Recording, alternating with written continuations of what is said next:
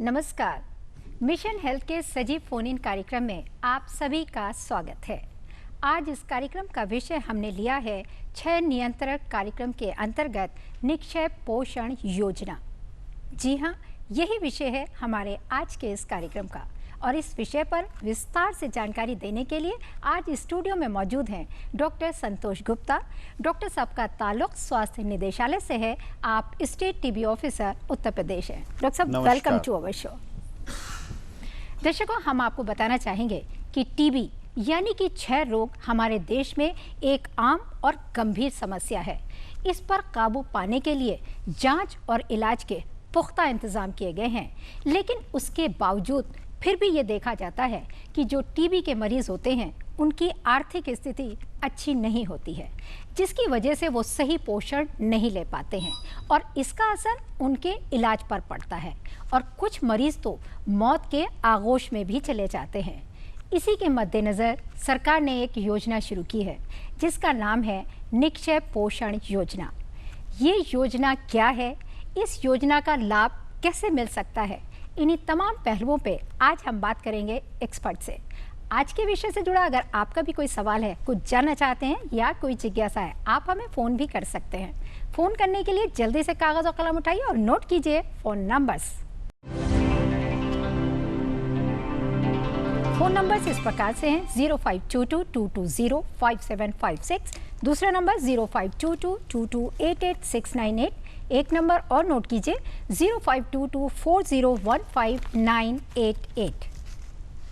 Phone आप ज़रूर करें, लेकिन फ़ोन करने से पहले टीवी सेट की आवाज़ को थोड़ा सा कम कर दें और सवाल को संक्षिप्त रखें। साथ ही साथ हम आपको ये भी बताना चाहेंगे कि आज स्टूडियो में प्रदेश के विभिन्न क्षेत्रों से कुछ पार्टिसिपेंट्स तशरीफ़ लाए हैं जो इस कार्यक्रम में हिस्सा लेंगे, डॉक्टर साहब से सवाल पूछेंगे और जानकारी हासिल करेंगे। आप सभी का स्टूडियो में बहुत बहुत स्वागत है। आप सभी से मेरी गुजारिश है, अगर आपके मन में भी कोई सवाल आए, कुछ जानना चाहते हैं, तो आप डॉक्टर साहब से पूछ सकते हैं और जानकारी ले सकते हैं। तो बस शुरू करते हैं हम अपना आज का ये प्रोग्राम।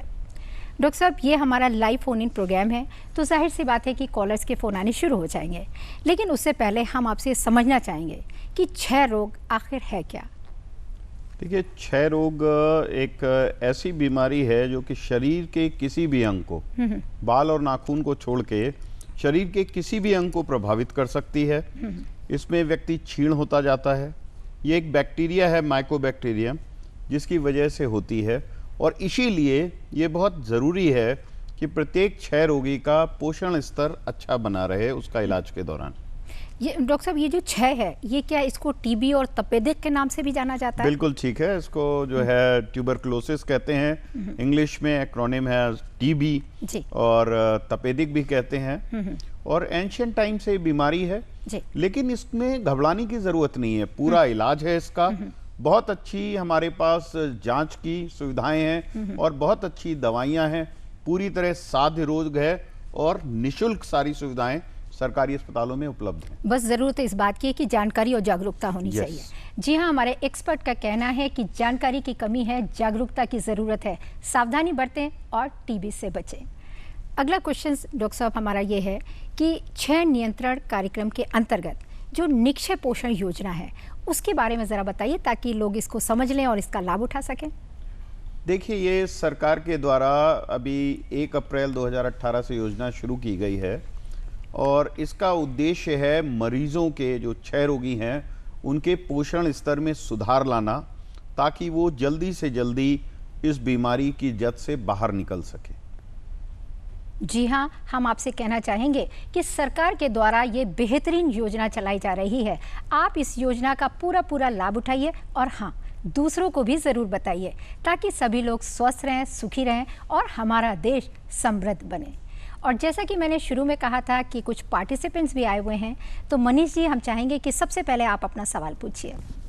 डॉक्टर साहब, निश्चय योजना के अंतर्गत क्या मरीजों को सरकारी अस्पताल के अलावा प्राइवेट अस्पतालों में भी लाभ मिल सकता है? हाँ जी, ये योजना समान रूप से पब्लिक सेक्टर में जो लोग इलाज करा रहे हैं उन पे और प्राइवेट सेक्टर में जो लोग इलाज करा रहे हैं, सभी क्षय रोगी इसके पात्र हैं और इलाज की पूरी अवधि के दौरान उनको ये सहायता राशि मिलती।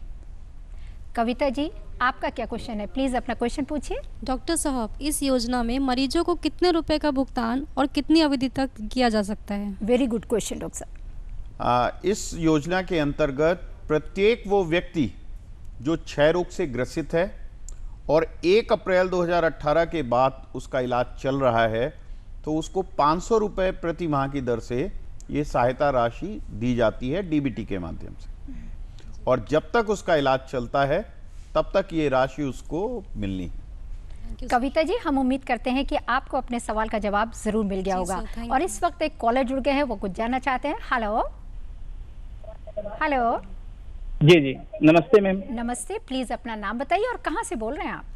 मेरा नाम है वसीम अहमद नगरामी। जी वसीम साहब, क्या क्वेश्चन है आपका? जी, मेरा सवाल ये है कि क्षय रोग से बचे रहने के लिए हम कौन कौन सी सावधानियां बरतें? बिल्कुल डॉक्टर साहब, बताइए। कहा जाता है ना कि prevention is better than cure. Prevention is better than cure.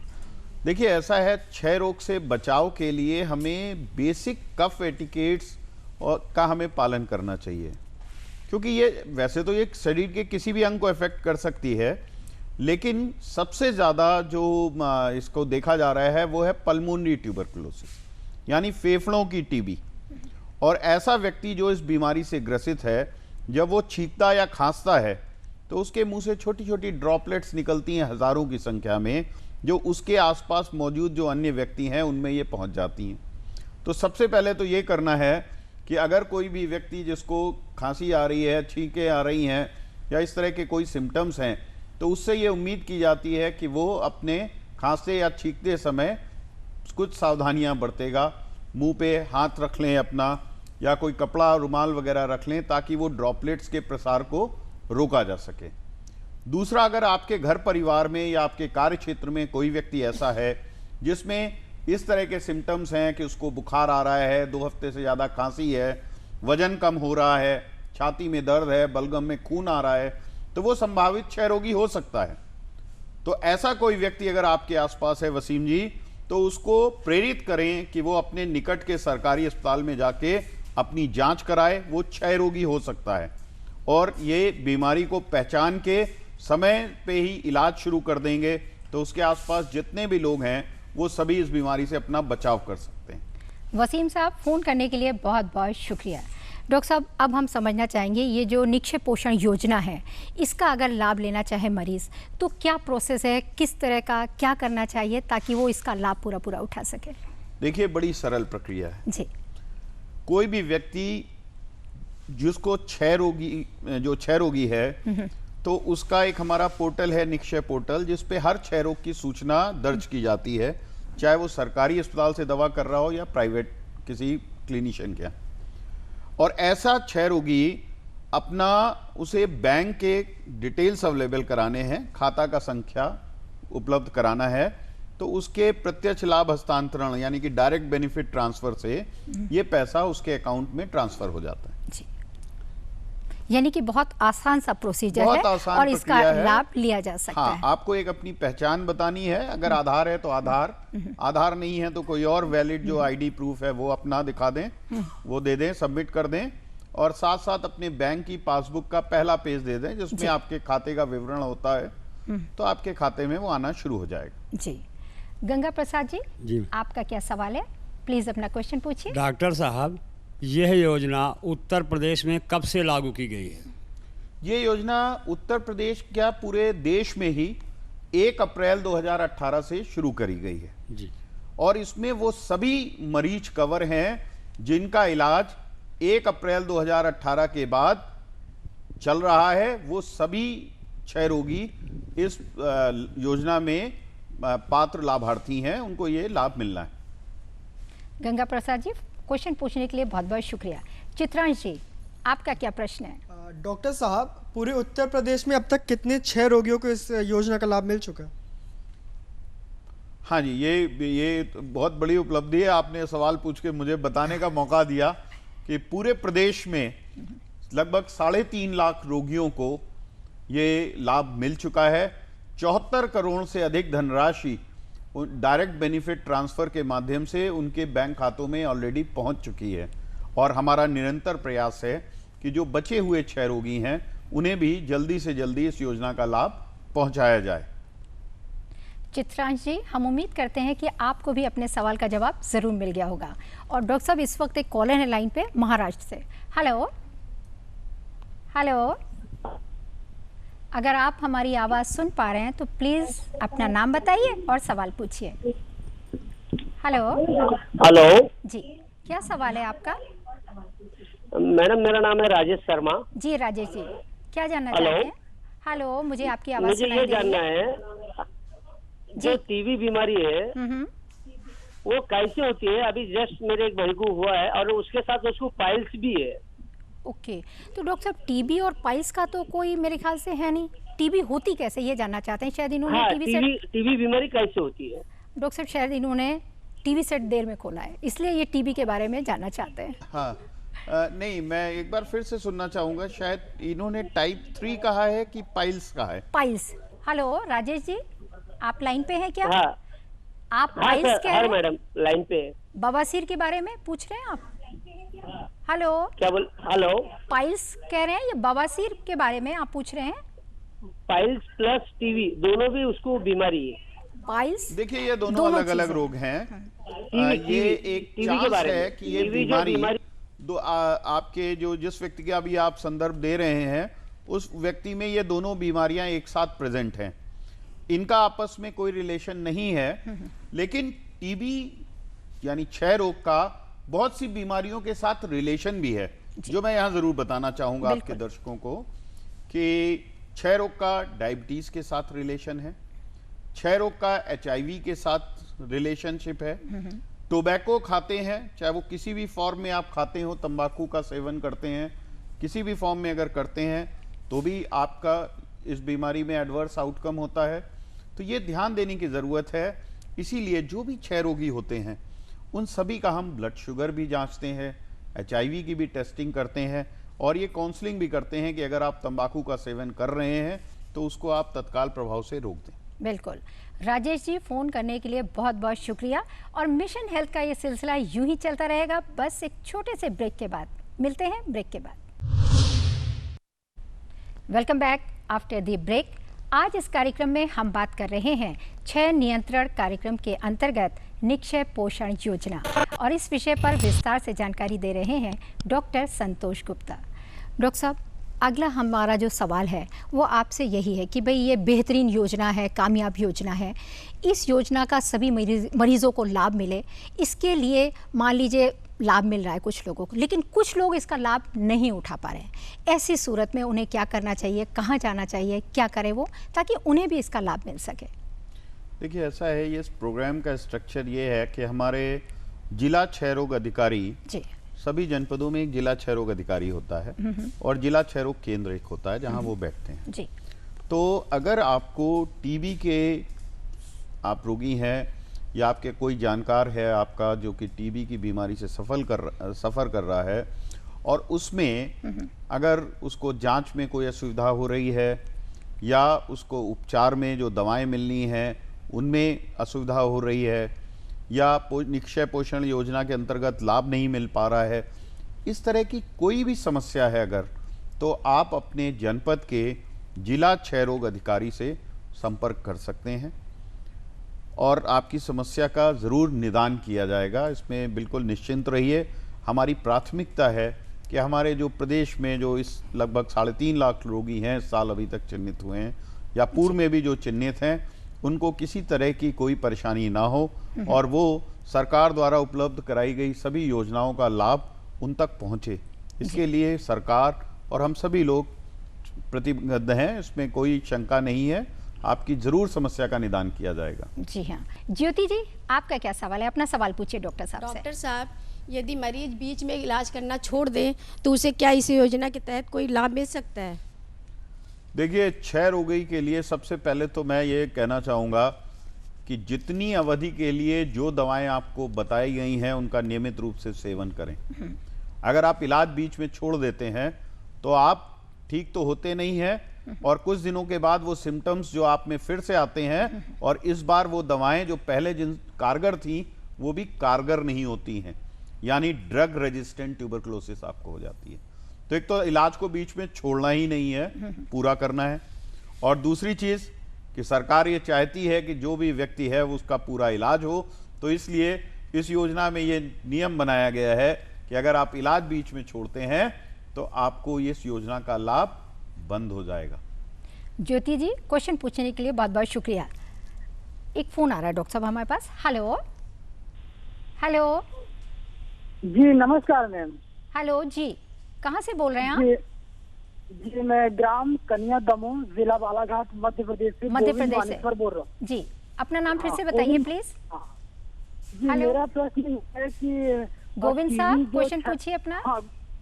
हाँ मेरा प्रश्न यह है कि जैसे टीवी होने का मुख्य कारण क्या है, और जैसे किसी को टीवी हो जाता है तो उनका खान पान कैसा होना चाहिए, जानकारी दीजिए, परहेज क्या करना चाहिए खाने में। जी डॉक्टर साहब, गोविंद साहब का सवाल है, क्या एडवाइस करेंगे?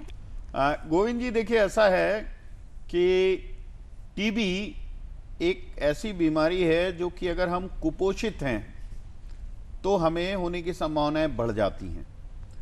हमारे वातावरण में, हमारे आसपास हम लोग बहुत से रोगियों से एक्सपोज होते रहते हैं, लेकिन अगर हमारा पोषण स्तर कम है तो हमारे शरीर की प्रतिरोधक क्षमता कम हो जाती है, और ऐसी दशा में अगर हम किसी क्षय रोगी के संपर्क में आते हैं तो हमारे भी उस रोग से ग्रस्त होने की संभावनाएं बहुत ज़्यादा बढ़ जाती हैं।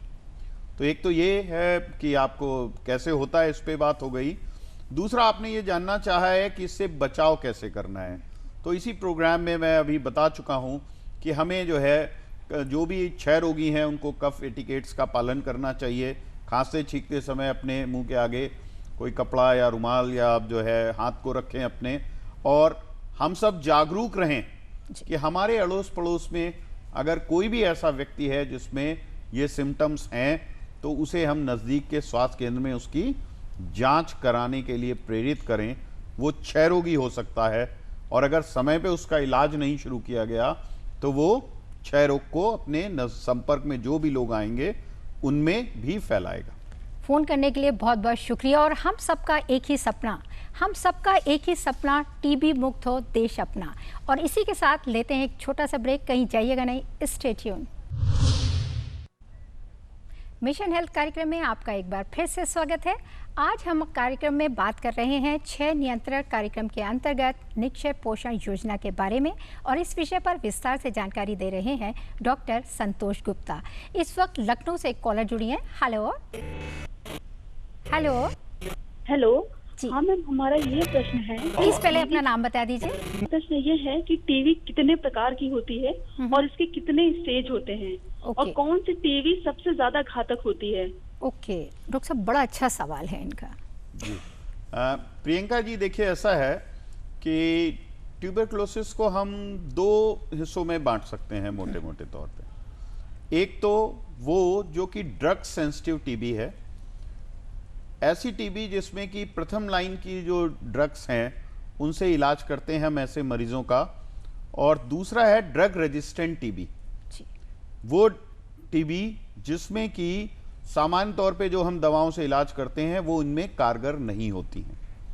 और मैं यहाँ पे ये भी आपके दर्शकों को बताना चाहूँगा कि पूरे प्रदेश में हमारे पास प्रयोगशालाओं का एक विस्तृत नेटवर्क है।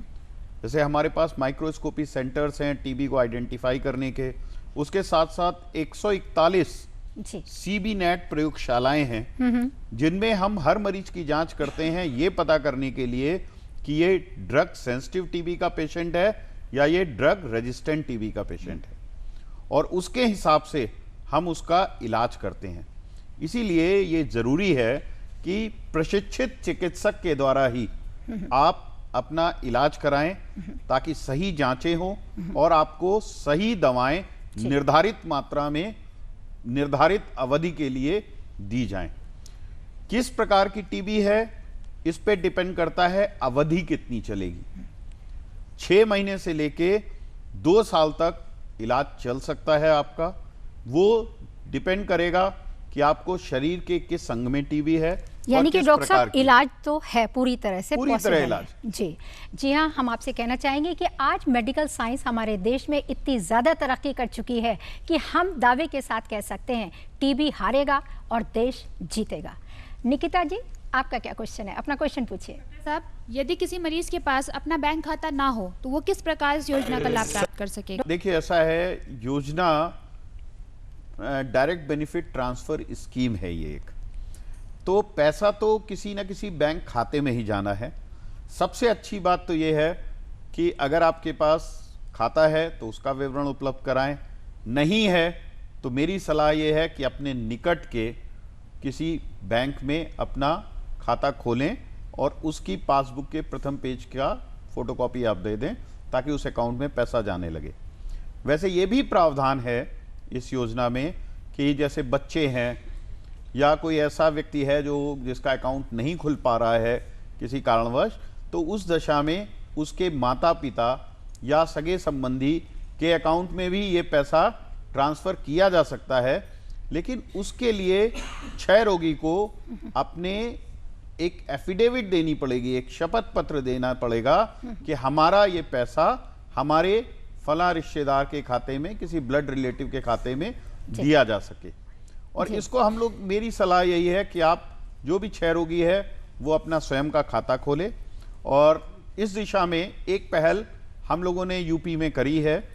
हमने जो पोस्ट ऑफिस है उनका एक इंडियन पोस्टल पेमेंट बैंक है जी, तो उसके साथ हमने ये टाई अप किया है कि हमारे जो क्षय रोगी हैं अगर उनका खाता नहीं है तो उनके रिप्रेजेंटेटिव, उनके प्रतिनिधि मरीज के घर पे जाएंगे, पहचान पत्र लेंगे, आपकी बायोमेट्रिक घर पे ही आपकी करेंगे और आपका खाता खोल के हमें उपलब्ध कराएंगे। निकिता जी, बहुत बहुत शुक्रिया सवाल पूछने के लिए। डॉक्टर साहब, एक इम्पॉर्टेंट सवाल हम आपसे पूछना चाहेंगे। पिछले दिनों चर्चा में था कि जो टीबी के मरीज़ हैं उनको गोद लेने की बात थी, इसके बारे में जानना चाहेंगे, ज़रा कुछ रोशनी डालिए इस पर। हाँ जी, बहुत अच्छा सवाल है आपका जी। और मैं आप सबको ये बताना चाहता हूँ कि ये हमारी माननीय राज्यपाल महोदया उत्तर प्रदेश श्रीमती आनंदीबेन जी का ये एक इनिशिएटिव है। उन्होंने ये निक्षय पोषण योजना में तो जो पोषण बढ़ाने के लिए जो सहायता राशि दी जा रही है, उसके साथ साथ उनकी ये सोच है कि हम ऐसे क्षय रोगी जो कि अभी बच्चे हैं, बाल्यावस्था में हैं, जी, ऐसे क्षय रोगियों को चिन्हित करें और उनको हम विभिन्न संस्थाएं उनको गोद लें। अच्छा, तो गोद लेने का पर्याय ये है कि जो भी व्यक्ति या संस्था उनको गोद लेगा तो वो उनको इमोशनल सपोर्ट देगा, समय समय पे उनकी काउंसलिंग करेगा कि भाई आप इलाज पूरा करें। बिल्कुल। कोई अगर उनको परेशानी आ रही है तो वो एक सेतु की तरह से काम करेगा उस क्षय रोगी और सिस्टम के बीच में। और साथ साथ जब वो उनसे मिलने के लिए जाएगा तो अपनी सामर्थ्य के अनुसार वो उनके लिए पोषण सामग्री भी लेके जाएगा। अच्छा, जो तो ये बहुत अच्छा इनिशिएटिव है। और मुझे ये खुशी है बताते हुए कि हमने पूरे उत्तर प्रदेश में ऐसे सभी क्षय रोगियों को हम चिन्हित करने की प्रक्रिया में हैं जिनकी उम्र 15 साल से कम है। और जो भी संस्थाएं आगे आ रही हैं उनको हम जो है उनके साथ ये लिस्ट साझा कर रहे हैं कि आप बच्चों को गोद ले सकते हैं, क्षय रोगियों को। यानी कि डॉक्टर साहब गोद लिया जा सकता है। बिल्कुल, बहुत ही इंपॉर्टेंट जानकारी दी। कार्यक्रम का समय समाप्त हो रहा है। Thank you so much. जी हाँ, कार्यक्रम के आखिर में हम आपसे इतना ज़रूर कहेंगे कि आज हम सब मिलकर ये वादा करते हैं कि टीबी को रोकेंगे, वादा निभाएंगे, मैं, आप और हम सब। इसी वादे के साथ कार्यक्रम को आगे बढ़ाते हैं और आपको ले चलते हैं प्रोग्राम के आखिरी हिस्से में, यानी चलते चलते। चलते में हम आपसे एक सवाल पूछते हैं, तो बस कागज और कलम उठाइए और नोट कीजिए आज का सवाल। हमारा आज का सवाल है, निक्षय पोषण योजना के तहत मरीजों को कितनी धनराशि प्रति माह दी जाती है? जी हाँ, यही सवाल है और इस सवाल का जवाब आप हमें जल्द से जल्द डाक या ईमेल के जरिए लिखकर भेज सकते हैं। इसके लिए नोट कीजिए आप हमारा पता और ईमेल। हमारा पता है प्रस्तुतकर्ता मिशन हेल्थ, कमरा नंबर 205, दूरदर्शन केंद्र, 24 अशोक मार्ग, लखनऊ 226001। और हमारा ईमेल आईडी है missionhealth.ddupLKO@gmail.com। आप हमें ख़त ज़रूर लिखें, हमें आपके ख़त का बेसब्री से इंतज़ार रहेगा। और इसी कामना के साथ आप सभी लोग स्वस्थ रहें, सुखी रहें, हंसते रहें, मुस्कुराते रहें और मिशन हेल्थ कार्यक्रम ज़रूर देखते रहें। डॉक्टर साहब बहुत बहुत शुक्रिया, आप स्टूडियो में आए और इतनी अच्छी योजना के बारे में जानकारी दी। Thank you so much.